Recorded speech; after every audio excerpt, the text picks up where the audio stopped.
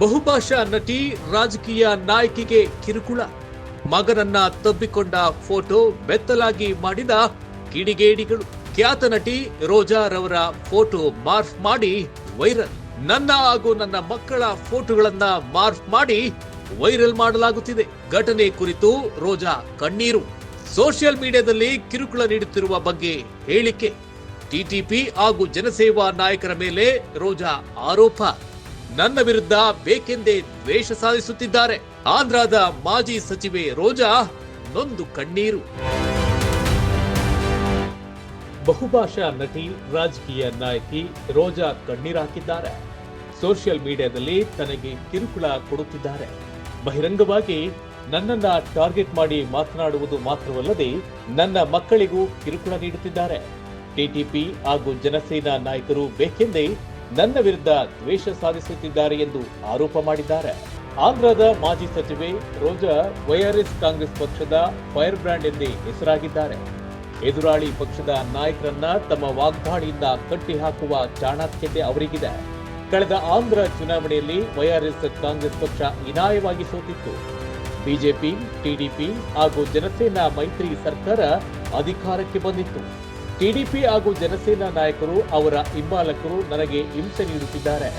Social ಮೀಡಿಯಾದಲ್ಲಿ negative comments ಮಾಡಿ ನೋವು ಕೊಡುತ್ತಿದ್ದಾರೆ ಎಂದು ರೋಜಾ ಆವೇದನೆ ವ್ಯಕ್ತಪಡಿಸಿದ್ದಾರೆ. ಮೊದಲಿನಿಂದಲೂ ಜಗನ್ಮೋಹನ್ ರೆಡ್ಡಿ ನನ್ನನ್ನ ಸಹೋದರಿ ರೀತಿ ಜೊತೆಗೆ ನಿಂತಿದ್ದಾರೆ. ನನ್ನ ಪತಿ ಹಾಗೂ ಸಹೋದರರು ಬೆಂಬಲವಾಗಿರುವುದರಿಂದ ನಾನು ಇವತ್ತಿಗೂ ಹೋರಾಟ ಮಾಡುತ್ತಿದ್ದೇವೆ ಎಂದು ರೋಜಾ ಹೇಳಿದ್ದಾರೆ. ಸಾಕ್ಷಿ ಟಿವಿ ಸಂದರ್ಶನದಲ್ಲಿ ಈ ಬಗ್ಗೆ ನೋವು ತೋಡಿಕೊಂಡಿದ್ದಾರೆ. ನನ್ನ ಮಕ್ಕಳ ಫೋಟೋಗಳನ್ನ ಕೂಡ ಮಾರ್ಕ್ ಮಾಡಿ ಮಾನಸಿಕವಾಗಿ ಹಿಂಸೆ ಕೊಡುತ್ತಿದ್ದಾರೆ ಎಂದು ರೋಜಾ ಬೇಸರವನ್ನ ವ್ಯಕ್ತಪಡಿಸಿದ್ದಾರೆ. మామూలుగా నన్ను ఎప్పుడు వెనక నుంచి పట్టుకుంటాడు బాబు వచ్చి. నేనంటే చాలా ఇష్టం. ఆ ఫొటోస్ అన్ని న్యూడ్ చేసి వాడికి పంపించారు. వాడికి ఎవరికి చెప్పాలి, నాకు చెప్పాలి అంటే ఇది చెప్పచ్చో లేదో వాడికి తెలియలేదు. చాలా డిప్రెషన్ అయిపోయాడు. ఫస్ట్ టైం చాలా యాక్టివ్గా ఉంటాడు వాడు.